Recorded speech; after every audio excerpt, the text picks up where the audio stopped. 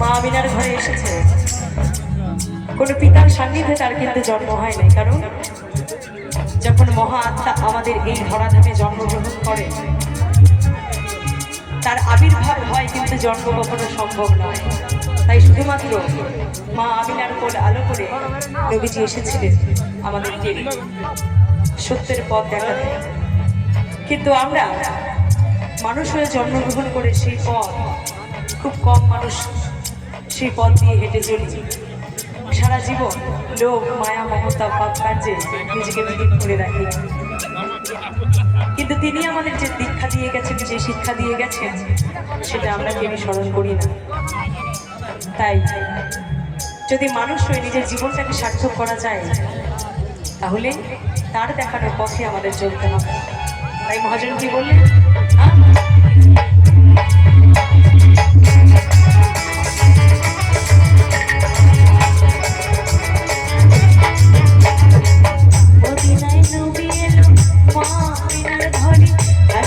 হাজার মাঝে কাঁদিলে বুকটার ছড়ে, দয়াল মুর্শিদ যার শাখা তার কিসের ভাবনা, মুর্শিদ যার শাখা তার কিসের ভাবনা, আমার হৃদয় মাঝে কাবা নয়নে মদিনা, হৃদয় মাঝে কাবা নয়নে মদিনা, দেবে পাল তুলে দে মাঝি হেলা করিস না, পাল তুলে দে মাঝি হেলা করিস না, ছেড়ে দে নৌকায় আমি যাবো মদিনা, ছেড়ে দে নৌকায় আমি যাবো মদিনা।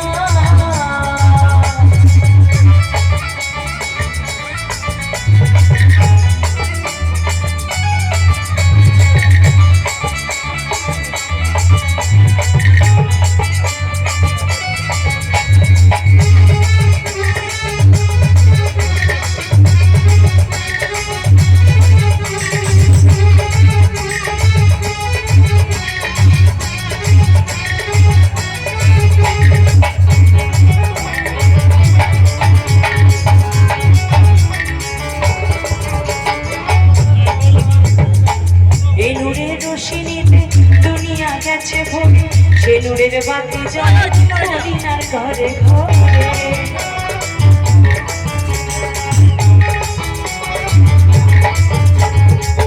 এই নূরের রোশনীতে দুনিয়া গেছে ভরে, সে নূরের বাতি জ্বলে মদিনার ঘরে ঘরে, দয়াল মুর্শিদ যার শাখা তার কিসের ভাবনা, মুর্শিদ যার শাখা তার কিসের ভাবনা। সবাই মিলে একসাথে কি হবে, নবীজির নামে সবাই মিলে তালে তালে এবার একটু গান গাবো, বাজনা বন্ধ থাকবে, হাত তালির তালে তালে গান হবে। কি হবে,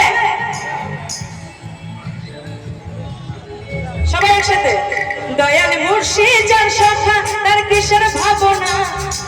তার আগে একটা কথা বলি, যারা যারা নিজের ধর্মকে ভালোবাসে তারা তাদের নিজের ঈশ্বরের নামে হাততালি দেবে, আর যারা যারা ধর্মকে ভালোবাসেন না, বাবা মাকে ভালোবাসেন না, তাদের দেওয়া দরকার নেই। সবাই, দয়াল মুর্শিদ যার শাখা তার কিসের ভাবনা, মুর্শিদ যার শাখা তার কিসের ভাবনা,